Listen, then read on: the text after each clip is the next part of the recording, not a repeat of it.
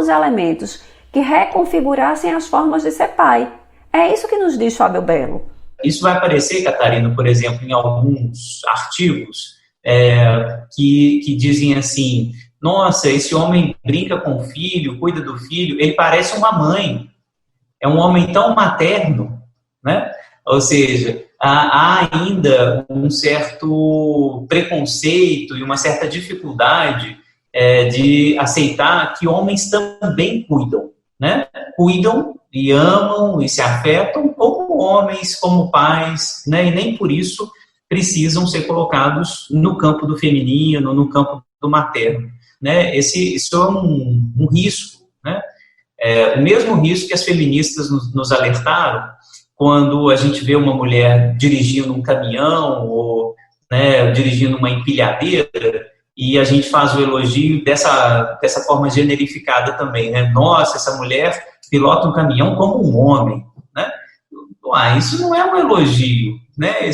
Na verdade, isso desmerece, né, assim, a capacidade que uma mulher tem de dirigir um caminhão, que é a capacidade subjetiva, singular daquela mulher em especial. Da mesma forma, essa argumentação também serve para os homens que cuidam dos seus bebês, né? Então, quando eles cuidam, não cuidam como uma mulher, não cuidam como uma mãe, cuidam como homens que se autorizam a cuidar. Homens amam e cuidam, como destacou o nosso entrevistado. Caminhos próximos também foram encontrados em um estudo de mestrado realizado por Conrad, no qual ele se propôs a analisar o que os homens estão experimentando em relação à paternidade. Os dados revelaram que o desejo dos pais é de que eles tivessem mais diálogo e intimidade com as crianças, reconstruindo as formas de convivência em família. Era muito comum que, outrora, os filhos tivessem medo de falar com seus pais, o que vem sendo cada vez mais superado a partir de construções afetivas sólidas. Essa superação também se relaciona à reconstrução do masculino, que na contemporaneidade luta pelo direito de associar a imagem masculina aos afetos e estabelece vínculos mais amorosos entre as pessoas. Toda essa conversa com Fábio Belo me lembrou então um livro chamado Para Educar Crianças Feministas. Eu lembro que comprei esse livro um pouco antes dos meus gêmeos nascerem, há mais ou menos 3 anos. E quando li a terceira sugestão trazida no material, eu fiquei muito tocada. O texto dizia o seguinte: ensine seus filhos de que papéis de gênero são totalmente absurdos. Isso significa dizer que, como mãe de menino, eu devo ensinar a Theo, Tom e Thales que eles não têm o direito a fazer nada pelo simples fato de serem meninos e que jamais deverão esperar que uma menina deixe de fazer algo apenas por ser menina. Quando falamos de paternidade, isso os ensinará que eles não têm que deixar de fazer nada porque são os homens da relação e tampouco precisam esperar que as mães de suas filhas, de seus filhos, possam ter determinadas obrigações pelo simples fato de serem mulheres. Longe dessa orientação ser pura bondade de uma mãe que educa crianças feministas, essa reflexão é importante, inclusive, para que eu também possa ajudar os meus filhos a terem mais saúde mental. Isso porque o machismo, além de ser danoso às mulheres, ele atinge terrivelmente os homens. Um exemplo desse impacto negativo do machismo na vida de homens, por exemplo, pode ser traduzido pelas violências que os homens, de modo geral, são as maiores vítimas e os maiores agentes. A esse respeito, Fábio Belo nos disse: para ser bastante duro, mas me parece a descrição do que está acontecendo, dos fatos, os homens em casa ainda continuam sendo um perigo, né? Eles são perigosos, né? Os homens são violentos, eles machucam seus filhos, eles machucam suas mulheres, eles violentam suas crianças, eles violentam as crianças que estão próximas dele.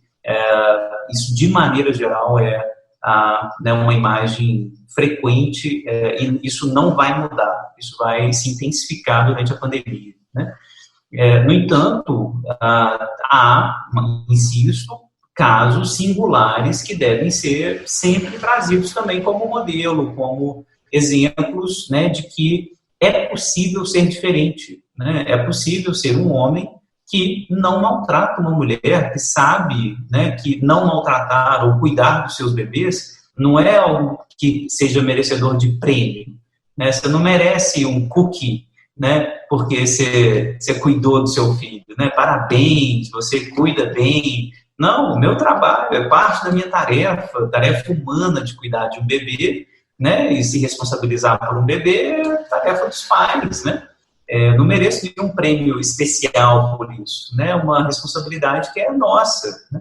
Mas na nossa cultura, né? É sempre um tipo de, né, prêmio, de virtude, de a mais, né? Quando os homens né, atingem, por assim dizer, um grau mínimo de civilidade e afeto, né? Quando a gente atinge assim um grau mínimo, né, de fazer as coisas como elas devem ser feitas, né? Cuidar bem de uma mulher, não maltratá-la, cuidar bem dos seus bebês, puxa, você merece um prêmio porque realmente, né? Mas esse prêmio só é válido na nossa cultura, que é repleta de homens muito violentos, né? Assim, infelizmente que estão em sofrimento psíquico também. Queria matizar isso, Catarina, assim, que essa violência ela só acontece porque existe também muito sofrimento psíquico por conta dos homens, né? Os homens, eles sofrem porque também estão sendo reprimidos pela estrutura machista. Essa estrutura patriarcal, ela reprime muito os homens, né? Não só do ponto de vista dos afetos, né? De que a gente não pode sentir, não pode chorar, não pode ser passivo, não pode brincar, não pode se divertir, não pode, né? O homem tem que ser duro, o homem tem que trabalhar, o homem não pode falhar, o homem não pode ter nenhuma margem, né, de falibilidade, né? Isso que a nossa cultura demanda da gente, né? O homem ainda continua tendo como ideal o soldado, né? O cara da guerra. Esse é o nosso ideal, né? É o sujeito que vai para a luta para morrer e matar, né?